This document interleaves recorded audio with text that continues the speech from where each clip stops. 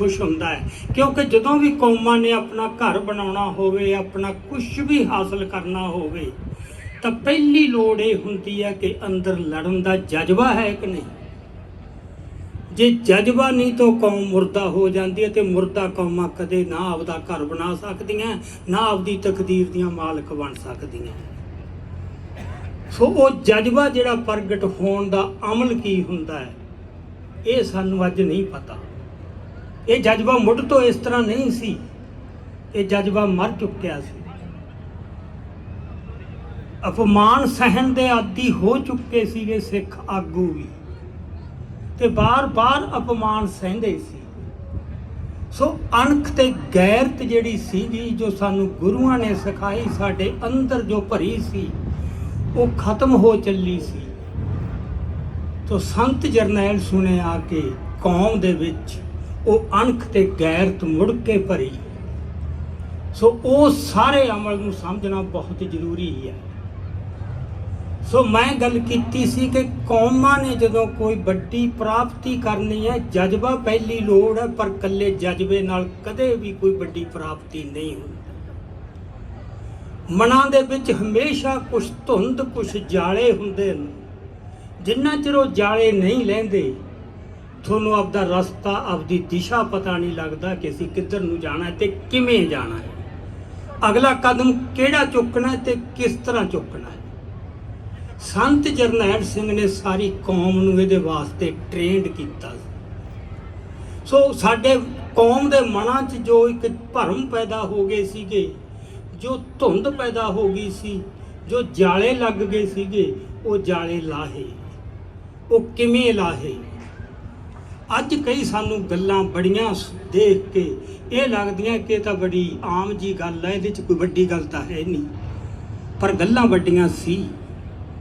हुण असीं कह दिंदे हां कि दरबार साहब ते हमला ये बड़ी आम जी गल है, पहलां भी हुंदे आए ते हुण भी होए। ये इन्नी आम गल नहीं। ये ठीक है कि हमले पहला नहीं सी, इदों पहलां भी हमले होए, पर तुसीं एक गल देखो, ये हमला 219 सालां दे वक्फे बाद होया। पहले हमले होए जिन्हों असीं कह दिंदे हां गैरां वल्लों, हमलावरां ने आके कीते, जो साडे आपदे नहीं सी। इस करके उन्हां बारे साडे मनां दे विच कोई भी भुलेखा नहीं सी कि ये कौन, असीं कौन है ते साडा इहदे नाल रिश्ता की है। सो कौम ये समझण लग गई सी कि वो तां गैर सी, हुण जिहड़े हाकम ने साडे अपने। सो हुण साडे नाल इहो जी कोई गल नहीं होऊगी। सो गल जिन्ना चिर वापरनी नहीं सी, मन दे विचों ये भरम नहीं टुटना सी। सो ये भरम जिन्ना चिर नहीं टुटने सी, उन्ना चिर कौम नूं, जिन्हों असीं कहने आ कि अपनी होनी दा, अपनी तकदीर दे आप मालक बनन, ਉਹਦੇ वास्ते तैयार कौम ने नहीं होना। सो पहले हमले होए जिन्हों असी आप ही उन्होंने गैर कहते सी ते सीगी वे हो गैर।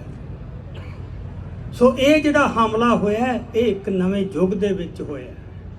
उहनूं असी मध्य युग कह दिंने आ, वहशत दा युग। उत्थे जमहूरीयत नहीं सी जी, उत्थे धक्का चलदा सीगा, उत्थे जुल्म बहुत हुंदे सी। ते अज दे युग की परिभाषा की दिती जाती है कि अज का जिहड़ा युग है जमहूरीयत दा ते अमन दा युग है। ये एक भरम साडे मनां च बह गया सी कि भारत एक जमहूरी देश है ते भारत दे हाकम साथों पराए नहीं, साडे अपदे। ये भरम टुटना बहुत जरूरी सी। सो ये भरम तोड़न वास्ते संतां नूं शहादत देनी पैनी सी। ये संतां नूं पता सीगा। सो संतां दा हर कदम 1978 की विसाखी तो लैके 1984 तक जो भी कदम पुट्टिया वो शहादत वल जांदा ही कदम सीगा उन्हां दा। सो इन्नी स्पष्टता नाल संत चले ते कौम दे मनां दे विचों भी जिहड़े भरम भुलेखे सी वो उन्हां ने सारे कढे। दूजी गल, जिहड़े साडे आगू है, एक मौका सी जदों साडे लोकां नूं आपदे आगूआं 'च बहुत विश्वास सी। अजे संतां 'च उन्ना विश्वास नहीं सी, क्योंकि संतां बारे बड़े भुलेखे ते भरम फैलाए गए सी। ਇਹ ਕਾਂਗਰਸ ਨੇ ਖੜਾ ਕੀਤਾ ਹੈ ਤਾਂ ਕਾਂਗਰਸ ਦਾ ਏਜੰਟ ਹੈ। ਅੱਜ ਤੁਹਾਨੂੰ ਨਹੀਂ ਪਤਾ ਇਸ ਗੱਲਬਾਤ ਦਾ ਪ੍ਰਭਾਵ ਲੋਕਾਂ ਤੇ ਬਹੁਤ ਪੈ ਚੁੱਕਿਆ ਸੀਗਾ। ਸੰਤਾਂ ਦੀਆਂ ਸਪੀਚਾਂ ਵੀ ਸੁਣੋ, ਉਹ ਬਾਰ-ਬਾਰ ਇਸ ਗੱਲ ਨੂੰ ਲਿਆਉਂਦੇ ਕਿ ਮੇਰੇ ਤੇ ਇਲਜ਼ਾਮ ਲੱਗਦੇ ਨੇ ਤੇ ਲਾਉਣ ਵਾਲੇ ਕੌਣ, ਜਿਨ੍ਹਾਂ ਦੇ ਖੁਦ ਕਾਂਗਰਸੀਆਂ ਨਾਲ ਸੰਬੰਧ ਆ, ਜਿਹੜੇ ਕਾਂਗਰਸੀਆਂ ਨੂੰ ਆਪਣੀਆਂ ਕੁੜੀਆਂ ਤੱਕ ਵਿਆਹੁੰਦੇ, ਉਹ ਸਾਡੇ ਤੇ ਇਹ ਇਲਜ਼ਾਮ ਲਾਉਂਦੇ। ਸੋ ਸੰਤਾਂ ਨੇ ਆਪਦੀ ਸਾਰੀ ਸ਼ਹਾਦਤ ਦੇ ਕੇ ਆਪਦੇ ਆਪ ਨੂੰ ਸਾਬਤ ਕੀਤਾ ਕਿ ਮੈਂ ਕੌਣ ਹਾਂ ਤੇ ਤੁਸੀਂ ਕੌਣ। ਸੋ ਇਹ ਇੱਕ ਸਫ਼ਰ ਹੈ। ਸੰਤਾਂ ਨੇ ਪੈਰ ਪੈਰ ਦੇ ਉੱਤੇ ਆਪਣੀ ਸੱਚਾਈ ਦਾ ਲੋਕਾਂ ਸਾਹਮਣੇ ਸਬੂਤ ਪ੍ਰਮਾਣ ਸਾਬਤ ਕੀਤਾ। ਬੜੇ ਭਰਮ ਸੀ, ਇੱਕ ਤਾਂ ਹਾਕਮਾਂ ਬਾਰੇ, ਇੱਕ ਯੁੱਗ ਬਾਰੇ ਕਿ ਅੱਜ ਦੇ ਯੁੱਗ 'ਚ ਇਹ ਗੱਲ ਨਹੀਂ ਵਾਪਰ ਸਕਦੀ, ਉਹ ਤਾਂ ਪੁਰਾਣੇ ਜ਼ਮਾਨੇ ਸੀ ਜਿਹਨੂੰ ਮੱਧ ਯੁੱਗ ਕਹਿੰਦੇ ਆ। ਅੱਜ ਤਾਂ ਜਮਹੂਰੀਅਤ ਦਾ ਯੁੱਗ ਹੈ। ਇਹ ਜਮਹੂਰੀਅਤ ਦਾ ਜਿਹੜਾ ਇੱਕ ਭਰਮ ਦਾ ਸਾਡੇ 'ਚ ਫੈਲਾਇਆ ਪਿਆ ਸੀਗਾ, ਉਹ ਤੋੜਨਾ ਬਹੁਤ ਜ਼ਰੂਰੀ ਸੀਗਾ। ਦੂਜੀ ਗੱਲ, ਮੈਂ ਖੁਦ ਇਸ ਗੱਲ ਦਾ ਚਸ਼ਮਦੀਦ ਗਵਾਹ, ਅਸੀਂ ਉਸ ਪੀੜ ਦੇ ਵਿੱਚ ਦੇਖਿਆ ਕਿ ਜਦੋਂ ਸੰਤ ਅਕਾਲ ਤਖਤ ਸਾਹਿਬ ਤੇ ਜਾ ਕੇ ਬੈਠੇ ਨੇ, ਕੌਮ ਦੇ ਅੰਦਰੋਂ ਹੀ ਬਹੁਤ ਵੱਡਾ ਵਿਰੋਧ ਹੋਇਆ ਸੀ ਕਿ ਕੀ ਹਥਿਆਰ ਲੈ ਕੇ ਅਕਾਲ ਤਖਤ ਸਾਹਿਬ ਤੇ ਜਾਣਾ, ਅਕਾਲ ਤਖਤ ਸਾਹਿਬ ਦੀ ਮੋਰਚਾਬੰਦੀ ਕਰਨੀ, ਕੀ ਅੱਜ ਦੇ ਸਮੇਂ 'ਚ ਜਾਇਜ਼ ਹੈ? ਸੋ ਗੱਲ ਅੱਜ ਦੇ ਸਮੇਂ ਤੇ ਆ ਕੇ ਖੜ ਜਾਂਦੀ ਹੈ ਕਿ ਅੱਜ ਦਾ ਸਮਾਂ ਕੀ ਹੈ। ਅੱਜ ਦੇ ਸਮੇਂ ਬਾਰੇ ਲੋਕਾਂ ਦੇ ਮਨਾਂ 'ਚ ਬਹੁਤ ਭਰਮ ਸੀ, ਜਿਹੜੇ ਸੰਤਾਂ ਨੇ ਹੌਲੀ ਹੌਲੀ ਪੜਾਅ ਦਰ ਪੜਾਅ ਉਹ ਤੋੜੇ। ਅੱਜ ਸਾਨੂੰ ਇਹ ਲੱਗ ਸਕਦਾ ਇਹਦੇ 'ਚ ਤਾਂ ਗੱਲ ਹੀ ਕੁਛ ਨਹੀਂ, ਇਹ 'ਚ ਰੌਲਾ ਕੀ ਹੈ। ਇਹ ਰੌਲਾ ਬਹੁਤ ਸੀਗਾ, ਇਹ ਗੱਲ ਬਹੁਤ ਉਠਾਈ ਗਈ, ਬਹੁਤ ਧਮਾਈ ਗਈ ਕਿ ਸੰਤਾਂ ਨੂੰ ਉੱਥੇ ਨਹੀਂ ਜਾਣਾ ਚਾਹੀਦਾ ਸੀ। ਸੋ ਜਦੋਂ ਸੰਤ ਸ਼ਹੀਦ ਵੀ ਹੋਏ ਨਾ, ਮੈਨੂੰ ਪਤਾ ਹੈ ਜਦੋਂ ਅਸੀਂ ਪੰਜਾਬ ਦੇ ਵਿੱਚ, ਮੈਂ ਤੁਰ ਫਿਰ ਕੇ ਦੇਖਿਆ, ਲੋਕਾਂ ਨੂੰ ਮਿਲਿਆ, ਸਿੱਖ ਪਰਿਵਾਰਾਂ 'ਚ ਗਿਆ, ਦੁੱਖ ਬਹੁਤ ਸੀ ਕਿ ਦਰਬਾਰ ਸਾਹਿਬ ਤੇ ਹਮਲਾ ਹੋ ਗਿਆ, ਬੜਾ ਨੁਕਸਾਨ ਹੋ ਗਿਆ, ਪਰ ਉਹ ਬਰਾਬਰ ਦਾ ਦੋਸ਼ੀ ਸੰਤ ਜਰਨੈਲ ਸਿੰਘ ਨੂੰ ਵੀ ਮੰਨ ਰਹੇ ਸੀ। ਉਸ ਮੌਕੇ ਦੀ ਇਹ ਹਕੀਕਤ ਸੀ, ਇਹ ਭੁੱਲਿਓ ਨਾ। ਉੱਥੋਂ ਚੱਲ ਕੇ ਅੱਜ ਅਸੀਂ ਇੱਥੇ ਪਹੁੰਚੇ ਹਾਂ। ਇਸ ਪੱਖੋਂ ਮੈਨੂੰ ਬੜੀ ਖੁਸ਼ੀ ਹੋ ਰਹੀ ਹੈ ਕਿ ਹੁਣ ਕੌਮ ਜਾਗਰੂਕ ਹੋ ਚੁੱਕੀ ਹੈ। ਜਿਹੜੇ ਭਰਮ ਉਦੋਂ ਪਾਤੇ, ਅੱਜ ਉਹ ਭਰਮ ਨਹੀਂ ਪਾਏ ਜਾ ਸਕਦੇ। ਕੁਝ ਗੱਲਾਂ ਤਾਂ ਸਾਫ਼ ਹੋਈਆਂ, ਪਰ ਅਜੇ ਕੁਝ ਗੱਲਾਂ ਹੀ ਸਾਫ਼ ਹੋਈਆਂ, ਕਿਉਂਕਿ ਇੱਕ ਭਰਮ ਟੁੱਟਦਾ ਨਵਾਂ ਹੋਰ ਆ ਖੜਦਾ। ਅੱਜ ਵੀ ਸਾਡੇ ਵਿੱਚ ਕੁਛ ਨਾ ਕੁਛ ਇਹੋ ਜਿਹੇ ਭਰਮ ਨੇ। ਸੋ ਇਸ ਕਰਕੇ ਜਦੋਂ ਮੈਂ ਕਹਿਣਾ ਕਿ ਜਦੋਂ ਆਜ਼ਾਦੀ ਵੱਲ ਨੂੰ ਵਧਣਾ ਹੈ, ਇੱਕ ਤਾਂ ਜਜ਼ਬਾ ਤੇ ਦ੍ਰਿੜਤਾ ਚਾਹੀਦੀ ਹੈ। ਦੂਜੀ ਗੱਲ, ਤੁਸੀਂ ਇਹ ਦੇਖੋ ਕਿ ਕੌਮ ਦੇ ਲੋਕਾਂ ਦੇ ਮਨਾਂ 'ਚ ਭਰਮ ਕਿਸ ਕਿਸਮ ਦੇ, ਤੇ ਉਹ ਭਰਮ ਤੋੜਨੇ ਪੈਂਦੇ। ਸੰਤਾਂ ਨੇ ਉਹ ਭਰਮ ਤੋੜੇ।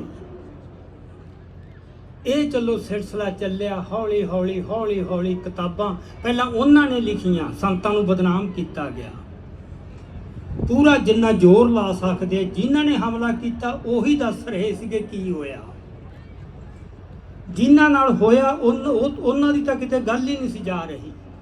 ਹੌਲੀ ਹੌਲੀ ਵਿਦਵਾਨਾਂ ਨੇ ਕਿਤਾਬਾਂ ਲਿਖੀਆਂ, ਉਹਨਾਂ ਦਾ ਪੱਖ ਵੀ ਗਿਆ। ਤੇ ਇੱਕ ਗੱਲ ਬੜੀ ਜਿਹੜੀ ਜਿਹਨੇ ਸਾਨੂੰ ਬਚਾਇਆ ਤੇ ਅੱਗੇ ਨੂੰ ਵੀ ਬਚਾਉਣਾ ਹੈ ਕਿ ਸਿੱਖ ਬਾਹਰ ਬਹੁਤ ਨਿਕਲ ਗਿਆ ਸੀਗਾ, ਆ ਚੁੱਕਿਆ ਸੀ ਖਾੜਕੂ ਸੰਘਰਸ਼ ਦੇ ਦੌਰਾਨ।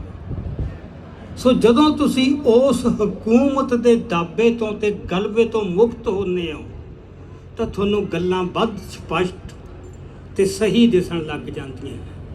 ਜਿਹੜਾ ਦਾਬਾ ਹੈ ਨਾ ਤੁਹਾਡੇ ਉੱਤੇ, ਲਗਾਤਾਰ ਦਬਾਅ ਪਿਆ ਰਹਿਣਾ, ਉਹਦੇ 'ਚ ਅੱਜ ਤੁਹਾਨੂੰ ਇੱਥੇ ਬੈਠਿਆ ਨਹੀਂ ਇਹ ਗੱਲ ਸਮਝ ਆ ਸਕਦੀ।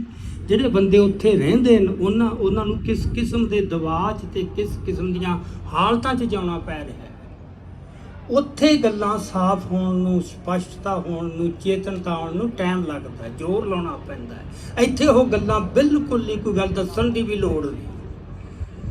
ਸੋ ਇਹਦੇ 'ਚੋਂ ਇੱਕ ਤਾਂ ਇਹ ਗੱਲ ਬਣਦੀ ਹੈ ਕਿ ਆਜ਼ਾਦੀ ਤੇ ਗੁਲਾਮੀ ਦਾ ਫਰਕ ਕੀ ਹੈ। ਇੱਕ ਆਜ਼ਾਦ ਫਿਜ਼ਾ ਹੈ, ਤੁਸੀਂ ਸਾਹ ਲੈ ਰਹੇ ਹੋ ਇੱਕ ਆਜ਼ਾਦ ਫਿਜ਼ਾ ਦੇ ਵਿੱਚ, ਤੇ ਤੁਹਾਡੇ ਤਾਂ ਆਪਦੇ ਆਪ ਜੀ ਕਈ ਗੱਲਾਂ ਆਪਦੇ ਆਪ 'ਚ ਹੀ ਸਾਫ਼ ਹੋ ਜਾਂਦੀਆਂ ਨੇ, ਉੱਥੇ ਯਤਨ ਕਰਕੇ ਤੋੜਨੀਆਂ ਪੈਂਦੀਆਂ।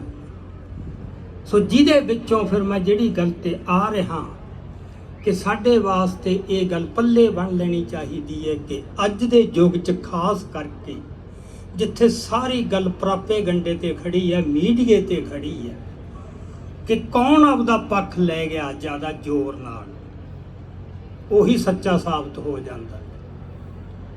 ਉਹਨਾਂ ਕੋਲੇ ਸਾਧਨ ਬਹੁਤ ਨੇ, ਉਹ ਆਪਦੀਆਂ ਗੱਲਾਂ ਬਾਰ-ਬਾਰ ਲਿਜਾਈ ਜਾ ਰਹੇ ਨੇ, ਤੇ ਸਾਨੂੰ ਵੀ ਆਪਦਾ, ਜਿਹਨੂੰ ਅਸੀਂ ਨੈਰੇਟਿਵ ਕਹਿੰਦੇ ਆ ਜਾਂ ਬਿਰਤਾਂਤ ਕਹਿੰਦੇ ਆ, ਸਾਡਾ ਦੁਸ਼ਮਣ ਆਪਦਾ ਬਿਰਤਾਂਤ ਲਗਾਤਾਰ ਲਿਜਾਈ ਜਾ ਰਿਹਾ ਹੈ। ਪਰ ਸਾਡਾ ਬਿਰਤਾਂਤ, ਸਾਡਾ ਪੱਖ ਜਾਂਦਾ ਹੈ ਕਿ ਨਹੀਂ ਜਾਂਦਾ, ਇਹ ਜਿੰਨਾ ਚਿਰ ਨਹੀਂ ਜਾਊਗਾ ਅਸੀਂ ਸੱਚੇ ਹੁੰਦੇ ਵੀ ਹਾਰਦੇ ਰਹਾਂਗੇ। ਇਹ ਸੰਤਾਂ ਨੇ ਦਿਖਾਇਆ ਉਸ ਮੌਕੇ। ਹਾਲਾਂਕਿ ਪ੍ਰਾਪੇਗੰਡੇ ਦੇ ਸਾਧਨ ਬੜੇ ਸੀਮਿਤ ਸੀ।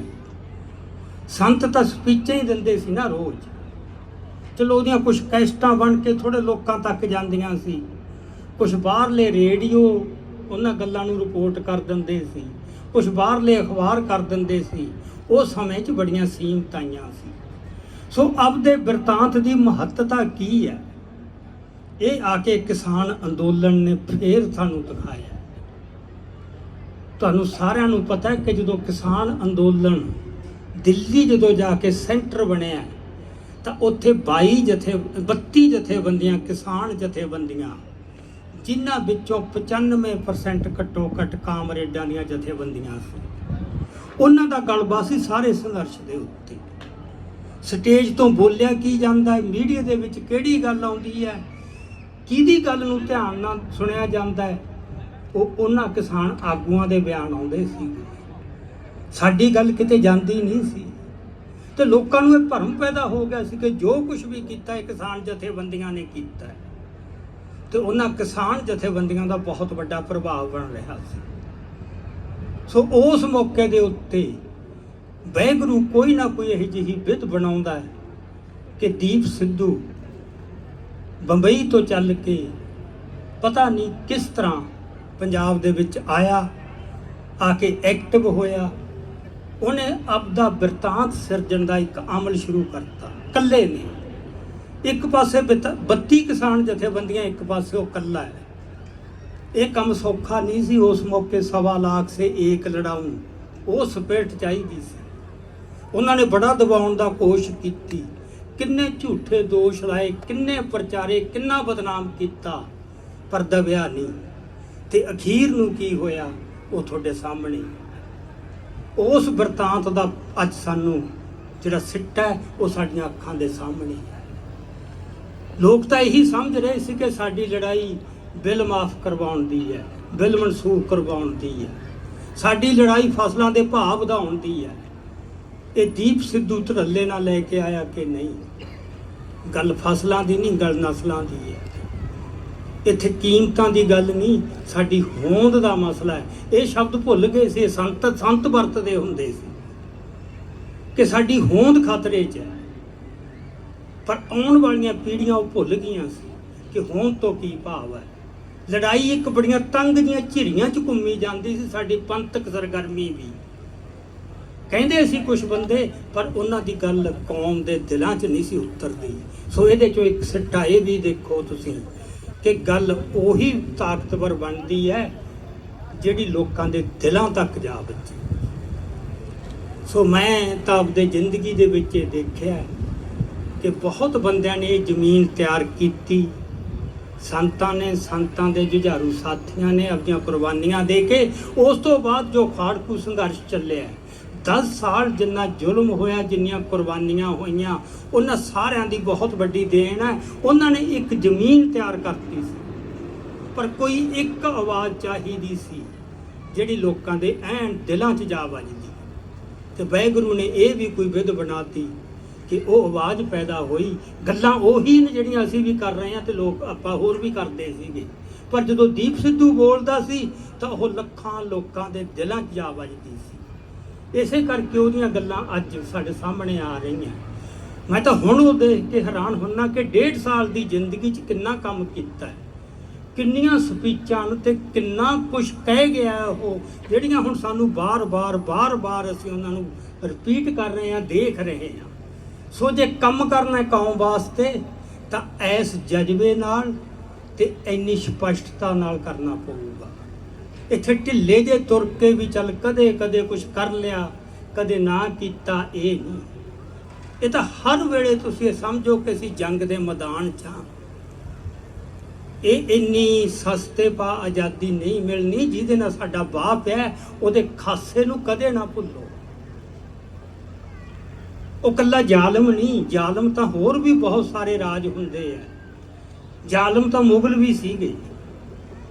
ਇਹ ਜ਼ਾਲਮ ਤੋਂ ਵੱਧ ਕੇ ਇਹਨਾਂ 'ਚ ਕਪਟ ਬਹੁਤ ਹੈ। ਇਹਨਾਂ ਦੇ ਖੂਨ 'ਚ, ਇਹਨਾਂ ਦੇ DNA 'ਚ ਹੈ। ਤੁਸੀਂ ਕੋਈ ਯੁੱਧ ਪੜ੍ਹ ਲਓ, ਰਮਾਇਣ ਤੋਂ ਲੈ ਕੇ ਮਹਾਭਾਰਤ ਤੇ ਹੋਰ ਕੋਈ ਵੀ ਪੁਰਾਣ ਪੜ੍ਹ ਲਓ, ਕਿਸੇ ਯੋਧੇ ਨੂੰ ਇਹਨਾਂ ਨੇ ਬਿਨਾਂ ਧੋਖੇ ਤੋਂ ਮਾਰਿਆ ਹੋਵੇ। ਹਰ ਯੋਧੇ ਨੂੰ ਧੋਖੇ ਨਾਲ ਮਾਰਿਆ। ਸੋ ਧੋਖੇ ਨੂੰ ਇੰਨੀ ਪ੍ਰਵਾਨਗੀ ਦੇ ਦੇਣੀ ਸਾਰੇ ਲੋਕਾਂ ਵੱਲੋਂ, ਇਹ ਦੁਨੀਆ 'ਚ ਹੋਰ ਕਿਸੇ ਕੌਮ ਦੇ ਹਿੱਸੇ ਨਹੀਂ ਆਇਆ ਕਿ ਧੋਖੇ ਨੂੰ ਵਧੀਆ ਚੀਜ਼ ਸਮਝਣ ਲੱਗੀ। ਇੱਥੇ ਸਿੱਖ ਜੰਗਾਂ ਤੁਹਾਡੇ ਸਾਹਮਣੇ ਆ, ਗੁਰੂਆਂ ਦੀਆਂ ਜੰਗਾਂ ਸਾਹਮਣੇ ਆ ਕਿ ਉੱਥੇ ਧੋਖਾ ਨਹੀਂ, ਉੱਥੇ ਲਲਕਾਰ ਕੇ ਦੁਸ਼ਮਣ ਨੂੰ ਮਾਰਿਆ ਗਿਆ ਤੇ ਮਾਰ ਕੇ ਵੀ ਉਹਦੇ ਉੱਤੇ ਰਹਿਮ ਕੀਤਾ ਗਿਆ। ਇਹ ਤਾਂ ਫਿਰ ਲਾਸ਼ਾਂ ਨਾਲ ਕੀ ਕਰਦੇ ਨੇ, ਇਹ ਬਹੁਤ ਘੱਟ ਹੁੰਦਾ ਇਸ ਤਰ੍ਹਾਂ ਦਾ, ਇਕੱਲੇ ਮਾਰਦੇ ਨਹੀਂ। ਸੋ ਇਹਦਾ ਸਾਨੂੰ ਜਿਹੜਾ ਖਾਸਾ ਇਸ ਹਕੂਮਤ ਦਾ, ਇਸ ਰਾਜ ਦਾ, ਉਹਦੇ ਬਾਰੇ ਕਿਸੇ ਭੁਲੇਖੇ 'ਚ ਨਾ ਰਹੋ। ਜ਼ੁਲਮ ਦਾ ਟਾਕਰਾ ਤਾਂ ਹੋ ਜਾਂਦਾ, ਕਪਟ ਦਾ ਟਾਕਰਾ ਕਰਨ ਵਾਸਤੇ ਬੁੱਧੀ ਜਿਹੜੀ ਆਪਦੀ ਹੈ ਉਹ ਬਹੁਤ ਪ੍ਰਚੰਡ ਕਰਨੀ ਪੈਂਦੀ ਹੈ। ਜੇ ਉਹ ਪ੍ਰਚੰਡ ਨਹੀਂ ਹੋ, ਅਸੀਂ ਜ਼ੁਲਮ ਦਾ ਮੁਕਾਬਲਾ ਤਾਂ ਕਰ ਲਾਂਗੇ, ਪਰ ਜਿਹੜੀਆਂ ਉਹਨਾਂ ਨੇ ਚਾਲਾਂ ਚੱਲਣੀਆਂ ਪੈਰ ਪੈਰ ਤੇ, ਉਹਨਾਂ ਦਾ ਮੁਕਾਬਲਾ ਨਹੀਂ ਕਰ ਸਕਦਾ। ਝੂਠ ਬੋਲਣ ਦੀ ਉਹਨਾਂ 'ਚ ਕਿੰਨੀ ਸਮਰੱਥਾ ਹੈ ਤੇ ਉਹਨੂੰ ਸੱਚ ਬਣਾ ਕੇ ਪੇਸ਼ ਕਰਨ ਦੀ ਕਿੰਨੀ ਸਮਰੱਥਾ ਹੈ, ਇਹ ਹੋਰ ਬਹੁਤ ਘੱਟ ਥਾਵਾਂ ਤੇ ਇਸ ਤਰ੍ਹਾਂ ਦਾ ਹੁੰਦਾ ਹੈ। ਸੋ ਇਹ ਤਾਂ ਮੈਂ ਇੰਨੀਆਂ ਕੀ ਗੱਲਾਂ ਅੱਜ ਇਸ ਮੌਕੇ ਦੇ ਉੱਤੇ ਕਿ ਸਾਨੂੰ ਸਭ ਕੁਝ ਦੇਖ ਕੇ ਕਿ ਸਾਡੇ ਸਾਹਮਣੇ ਚੁਣੌਤੀਆਂ ਕਿਸ ਕਿਸਮ ਦੀਆਂ, ਉਹਦੇ ਵਾਸਤੇ ਸਾਨੂੰ ਤਿਆਰ ਹੋਣਾ ਪਊਗਾ। ਤੇ ਇਹ ਗੱਲ ਮੈਨੂੰ ਕਹਿਣ 'ਚ ਕੋਈ ਝਿਜਕ ਨਹੀਂ ਕਿ ਸਾਡੇ 'ਚ ਜਜ਼ਬਾ ਹੈ, ਪਰ ਅਸੀਂ ਜੇ ਉਸ ਤਰ੍ਹਾਂ ਤਿਆਰ ਨਹੀਂ ਹੋਏ। ਇੱਥੇ ਡਾਕਟਰ ਚੀਮਾ ਏਕਤਾ ਦੀ ਗੱਲ ਕਰਕੇ ਗਏ ਕਿ ਸਾਰੇ ਇੱਕ ਥਾਂ ਇਕੱਠੇ ਹੋ। ਇਹ ਗੱਲਾਂ ਅਸੀਂ ਵੀ ਕਹਿ ਰਹੇ ਹਾਂ, ਸਾਰੇ ਕਹਿ ਰਹੇ ਨੇ, ਪਰ ਏਕਤਾ ਹੋ ਨਹੀਂ ਰਹੀ। ਉਹਦਾ ਕੋਈ ਕਾਰਨ ਤਾਂ ਲੱਭਣਾ ਪਊਗਾ, ਕਿਹੜੇ ਕਾਰਨ ਕਰਕੇ ਨਹੀਂ ਹੋ ਰਹੇ। ਇਹਦੀਆਂ ਮਿਸਾਲਾਂ ਸੰਤਾਂ ਨੇ ਕਾਇਮ ਕੀਤੀਆਂ ਕਿ ਏਕਤਾ ਵਾਸਤੇ ਤਿਆਗ ਜ਼ਰੂਰੀ ਹੈ। ਜਦੋਂ ਉਹਨਾਂ ਨੇ ਏਕਤਾ ਦੀ ਗੱਲ ਕੀਤੀ ਕਿ ਮੈਂ ਪੰਥ ਨੂੰ ਇੱਕ ਨਿਸ਼ਾਨ ਸਾਹਿਬ ਥੱਲੇ ਇਕੱਠੇ ਕਰਨਾ ਹੈ, ਤਾਂ ਉਹਦੀ ਉਹਨਾਂ ਨੇ ਕਿਹਾ ਕਿ ਮੈਨੂੰ ਕਿਸੇ ਅਹੁਦੇ ਦੀ ਕੋਈ ਭੁੱਖ ਨਹੀਂ, ਮੈਂ ਕੋਈ ਅਹੁਦਾ ਲੈਣਾ ਹੀ ਨਹੀਂ। ਜੇ ਤਾਂ ਇਹ ਤਿਆਗ ਹੋਵੇ, ਏਕਤਾ ਹੋ ਜੂ। ਜਿੰਨਾ ਚਿਰ ਤਿਆਗ ਨਹੀਂ, ਉਹਨਾਂ ਚਿਰ ਏਕਤਾ ਨਹੀਂ ਹੋ। ਤੇ ਜਿਹੜਾ ਤਿਆਗ ਹੈ ਉਹ ਤਾਂ ਨਾਮ ਬਾਣੀ ਬਗੈਰ ਨਹੀਂ ਆ ਸਕਦਾ ਅਸਲੀ ਅਰਥਾਂ ਦੇ ਵਿੱਚ। ਤੇ ਮਨ ਤੁਹਾਡੇ ਤਾਂ ਸਾਫ਼ ਹੋਣਗੇ ਜਦੋਂ ਉਹਦੇ ਵਿੱਚੋਂ ਜਿਹੜੇ ਮਨੋ ਵਿਕਾਰਾਂ ਦਾ, ਜਿਹ ਚੋਂ ਮੈਂ ਮਰੂ, ਗਰਜ ਮਰੂਗੀ, ਖੁਦ ਗਰਜੀ ਮਰੂਗੀ, ਇੱਕ ਦੂਜੇ ਪ੍ਰਤੀ ਸਾੜਾ ਤੇ ਨਫ਼ਰਤ ਦਿਲਾਂ ਚੋਂ ਨਿਕਲੂਗੀ। ਸੋ ਕੁਝ ਗੱਲਾਂ ਬਾਰੇ ਸਖਤ ਪੋਜੀਸ਼ਨਾਂ ਲੈ ਲਓ। ਅੱਜ ਸਾਡੇ ਇਹੀ ਚੱਲ ਰਿਹਾ ਹੈ। ਜ਼ਿਆਦਾ ਕੰਮ ਕੀ ਹੋ ਰਿਹਾ ਹੈ, ਇੱਕ ਦੂਜੇ ਦੀ ਨਿੰਦਿਆ ਹੋ ਰਹੀ ਹੈ। ਤੁਸੀਂ ਇਹ ਅਸੂਲ ਬਣਾ ਲਓ ਕਿ ਜਦੋਂ ਕੋਈ ਬੰਦਾ ਕਿਸੇ ਦੀ ਨਿੰਦਿਆ ਕਰਦਾ, ਉਹਨੂੰ ਉੱਥੇ ਹੀ ਰੋਕਿਆ ਜਾਵੇ, ਸਨੱਬ ਕੀਤਾ ਜਾਵੇ। ਜਦੋਂ ਸਾਡੇ ਆਪਣਿਆਂ ਚੋਂ ਕਿਸੇ ਦੀ ਨਿੰਦਿਆ ਕਰਦਾ, ਅਕਾਲੀ ਆਗੂਆਂ ਦੀ ਕਰਦਾ, ਕਰ ਲੈਣ ਦਿਓ। ਜਦੋਂ ਅਸੀਂ ਇੱਕੋ ਹੀ ਰਾਹ ਤੇ ਤੁਰ ਰਹੇ ਬੰਦੇ, ਅਸੀਂ ਆਪਸ ਵਿੱਚ ਇੱਕ ਦੂਜੇ ਦੀ ਨਿੰਦਿਆ ਕਰਦੇ ਹਾਂ, ਉਹਨੂੰ ਸਨੱਬ ਕਰੋ, ਉਹਨੂੰ ਰੋਕੋ, ਉਹਨੂੰ ਕਹੋ ਵੀ ਉਹ ਜੋ ਤੈਨੂੰ ਨਹੀਂ ਠੀਕ ਲੱਗਦਾ ਉਹਨੂੰ ਕਰਨ ਦਿਓ ਤੇ ਤੂੰ ਉਦੋਂ ਠੀਕ ਕਰ ਲਾ ਆਪਣਾ। ਹੁਣ ਮੈਂ ਕੋਈ ਕਿਤਾਬ ਲਿਖਦਾ, ਕਿਸੇ ਬੰਦੇ ਨੂੰ ਨਹੀਂ ਠੀਕ ਲੱਗਦੀ, ਉਹਦਾ ਅਸਲੀ ਢੰਗ ਤਾਂ ਇਹ ਹੈ ਨਾ ਵੀ ਤੁਸੀਂ ਠੀਕ ਲਿਖ ਦਿਓ ਬਸ ਉਹਦੇ ਮੁਕਾਬਲੇ ਤੇ, ਕਿ ਆਹ ਹੈ ਮੇਰੀ ਕਿਤਾਬ। ਜੇ ਤੁਸੀਂ ਲਿਖਦੇ ਕੁਛ ਨਹੀਂ, ਦੂਜੇ ਦੀ ਪਹਿਲਾਂ ਨਿੰਦਿਆ ਕਰੀ ਜਾਂਦੇ ਹੋ, ਮੈਂ ਕੁਛ ਬੋਲਦਾ ਕਿਸੇ ਨੂੰ ਗਲਤ ਲੱਗਦਾ ਹੈ, ਤਾਂ ਤੁਸੀਂ ਠੀਕ ਬੋਲੋ। ਅੱਜ ਇੱਥੇ ਕੋਈ ਕਿਸੇ ਨੂੰ ਰੋਕ ਤਾਂ ਸਕਦਾ ਹੀ ਨਹੀਂ, ਇੰਨੇ ਸਾਧਨ। ਸੋ ਕੁਛ ਗੱਲਾਂ 'ਚ ਤੁਹਾਨੂੰ ਸਪਸ਼ਟ ਤੇ ਸਖਤ ਸਟੈਂਡ ਲੈਣੇ ਪੈਣਗੇ। ਤੇ ਜਿੰਨਾ ਚਿਰ ਇਹ ਹੁੰਗਾਰਾ ਉਹਨਾਂ ਨੂੰ ਮਿਲਦਾ ਰਹੂਗਾ, ਜੇ ਇਹ ਬਿਰਤੀ ਹੁੰਦੀ ਹੈ, ਬਿਰਤੀ। ਭਾਈ ਗੁਰਦਾਸ ਜੀ ਨੇ ਕਿਹਾ ਕਿ ਗੱਲ ਬਿਰਤੀ ਦੀ ਹੁੰਦੀ ਹੈ। ਹੰਸ ਨੇ ਮੋਤੀ ਚੁਗਣੇ ਨੇ, ਤੇ ਜਿਹੜਾ ਕਾਂ ਹੈ ਉਹਨੇ ਗੰਦ ਹੀ ਫਰੋਲਣਾ ਚਾਹੀਦਾ। ਉਹਦੀ ਬਿਰਤੀ ਹੈ ਇਹ। ਵਾਹਿਗੁਰੂ ਨੇ ਕੁਝ ਬਿਰਤੀਆਂ ਪਾਤੀਆਂ, ਪਰ ਤੁਸੀਂ ਉਹ ਬਿਰਤੀਆਂ ਨੂੰ ਲਗਾਮ ਪਾਓ। ਇਹ ਗੱਲ ਬਹੁਤ ਜ਼ਰੂਰੀ ਹੈ ਕਿ ਅਸੀਂ ਜਿਸ ਕਿਸਮ ਦੀ ਅੱਜ ਹਾਲਤ 'ਚ ਹਾਂ, ਤੇ ਜਿੰਨਾ ਚਿਰ ਅਸੀਂ ਇਕੱਠੇ ਤੇ ਇੱਕ ਮੁੱਠ ਨਹੀਂ ਹੁੰਦੇ, ਉਹਨਾਂ ਚਿਰ ਸਾਡਾ ਕੁਝ ਨਹੀਂ ਬਣ ਸਕਦਾ। ਸੋ ਇਹ ਗੱਲ ਨੂੰ ਅਸੀਂ ਰੋਕੀਏ, ਇੱਕ ਦੂਜੇ ਦੀ ਨਿੰਦਿਆ, ਇੱਕ ਦੂਜੇ ਦੀਆਂ ਲੱਤਾਂ ਖਿੱਚਣ ਵਾਲੀ ਗੱਲ ਨੂੰ ਕੁਛ ਨਾ ਕੁਛ ਆਪਦਾ ਪੋਜ਼ਿਟਿਵ ਲੈ ਕੇ ਅੱਗੇ ਕੰਮ ਕਰਨ ਦੀ ਕੋਸ਼ਿਸ਼ ਕਰੀਏ। ਦੂਜੀ ਗੱਲ, ਡਾਕਟਰ ਚੀਮਾ ਇੱਥੇ ਕਹਿ ਕੇ ਗਏ ਨੇ ਕਿ ਜਿਹੜੀ ਇੱਕ ਹੁੰਦਾ internal right of self determination, ਇੱਕ ਹੁੰਦਾ ਐਕਸਟਰਨਲ। ਇਹ ਠੀਕ ਹੈ ਕਿ ਅਸੀਂ ਸੰਤਾਂ ਦੇ ਆਉਣ ਤੋਂ ਪਹਿਲਾਂ ਜਾਂ 84 ਤੋਂ ਪਹਿਲਾਂ ਜਿਹੜਾ ਸੰਘਰਸ਼ ਸੀ ਉਹ ਅੰਦਰੂਨੀ ਆਤਮ ਨਿਰਣੇ ਦਾ ਹੱਕ ਲੈਣ ਤੱਕ ਰਿਹਾ। ਉਦੋਂ ਉਹ ਸਹੀ ਹੋ ਸਕਦਾ ਕਿਉਂਕਿ ਅਜੇ ਭਰਮ ਟੁੱਟੇ ਨਹੀਂ ਸੀ।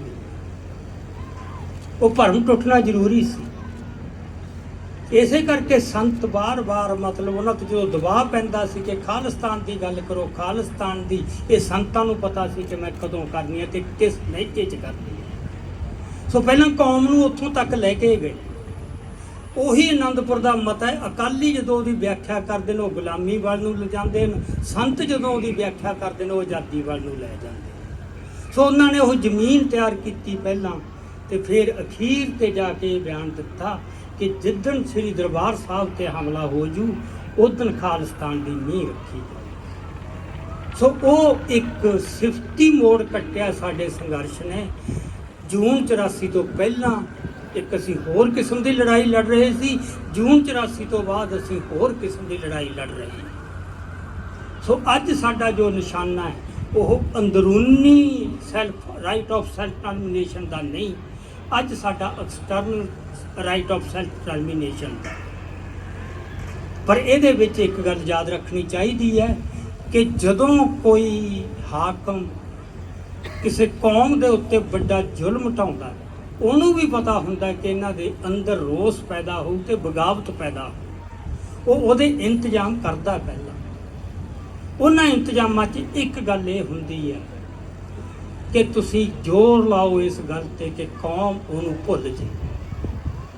ਉਹਨਾਂ ਨੇ ਉਹਨੂੰ ਭੁਲਾਉਣ ਤੇ ਜ਼ੋਰ ਲਾਉਣਾ ਹੁੰਦਾ ਹੈ ਤੇ ਕੌਮ ਨੇ ਯਾਦ ਰੱਖਣ ਤੇ ਜ਼ੋਰ ਲਾਉਣਾ ਹੁੰਦਾ ਹੈ। ਸੋ ਆਹ ਜਿਹੜੇ ਪਿਛਲੇ ਸਾਲ ਨਿਕਲੇ ਨੇ ਇਹਦੇ ਵਿੱਚ ਇਹੀ ਹੋਇਆ।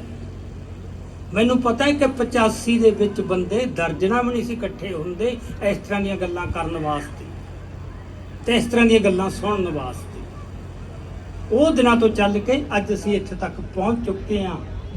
ਇਹ ਬੜੀ ਸੰਤੁਸ਼ਟੀ ਵਾਲੀ ਗੱਲ ਹੈ। ਪਰ ਹੋਰ ਵੀ ਅਜੇ ਬਹੁਤ ਭਰਮ ਲੋਕਾਂ ਦੇ ਮਨਾਂ 'ਚ, ਉਹ ਭਰਮ ਅਜੇ ਸਾਨੂੰ ਤੋੜਨੇ ਪੈਣਗੇ, ਟੁੱਟਣਗੇ ਉਹ ਤੁਹਾਡੇ ਬਿਰਤਾਂਤ ਨਾਲ।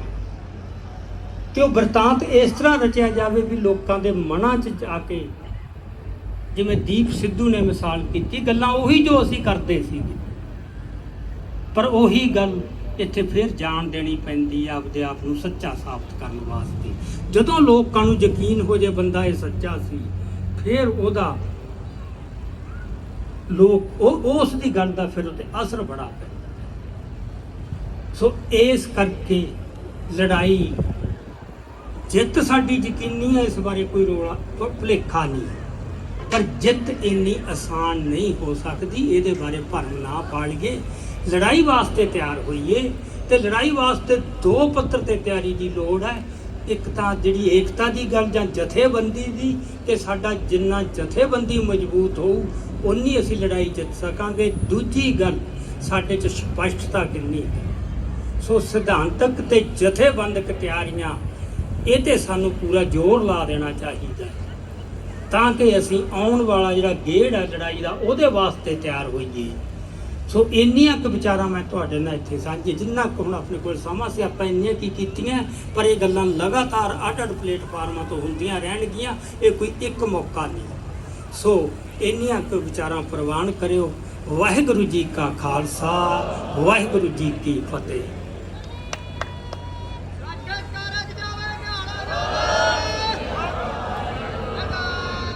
ਪਹਿਲਾ ਮਰਨ ਕਬੂਲ जीवन की छड आस हो सबना की रेणका तो आओ हमारे पास।